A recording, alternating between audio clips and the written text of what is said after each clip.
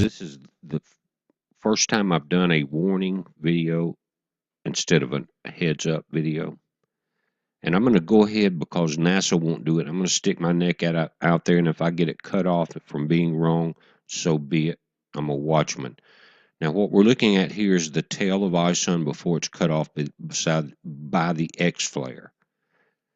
Now, it's as wide as the outer head of that comet, and at that time it was 250,000 kilometers wide. Here, when the tail gets stripped back, we've got about a debris trail that's about 5 times as wide. So we have a debris trail close to 1,000,000 miles in, a 1,000,000 kilometers in width. Now, looking at Mercury in the top, can we compare ISON to it?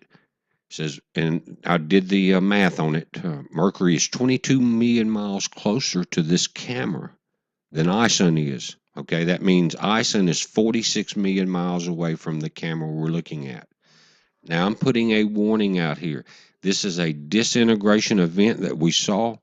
This wider trail will follow behind ISON and try to slingshot around the sun after the 28th for 7 days. If we look at this spread, if there are no other events, again, this is why I'm saying we got the math on this thing.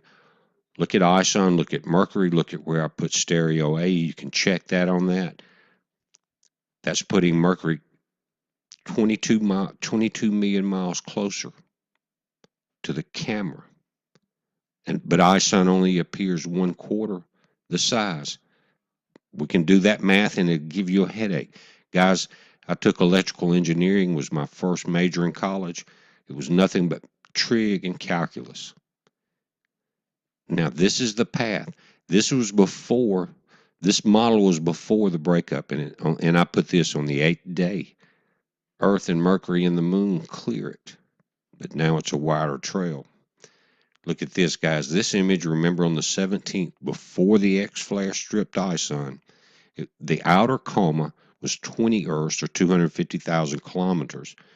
Now, the inner coma is 4 Earth wides, but what appears to be inside of that is 3 Earths wide. It's the radius of Earth times 3 at 3,959. Let's round it off and say 4,000 miles. That's that pink spot in the inside. That's 12,000 miles. Is this a simplified way to do the math? Maybe it is. But guys, I want to show you a couple other images.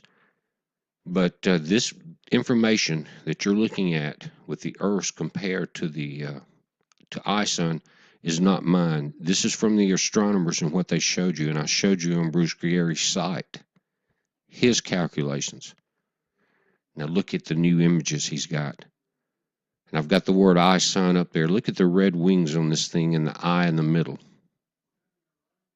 It's been stripped back. Look at the size of the white, ragged intersection of this. I don't know what's left inside. I know the outer objects were stripped back in that Z pattern, but the inside looks ragged.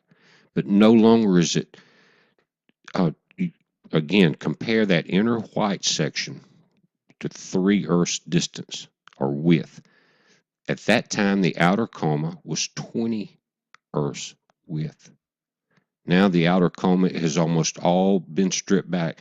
Also, guys, if you look at the X-ray flux out of Boulder, it's pretty calm. And why would that be happening? I've been saying that as ISON got closer, the X flares would increase. But when that X flare caught it on the 19th, it stripped the electrons and protons and the charge away from it. Will it have, and so now we don't have that difference in potential, if you understand electronics, between the plus and the minus. It's not there because ISON was weakened. Now we've got, today's the 22nd, we've got 6 days to perihelion. We're close to the 23rd.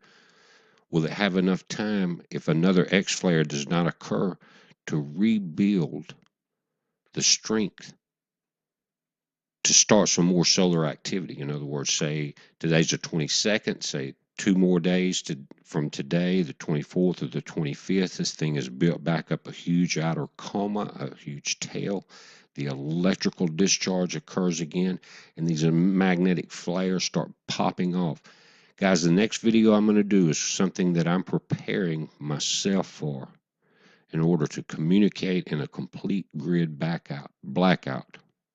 This is a heads up. You guys be safe.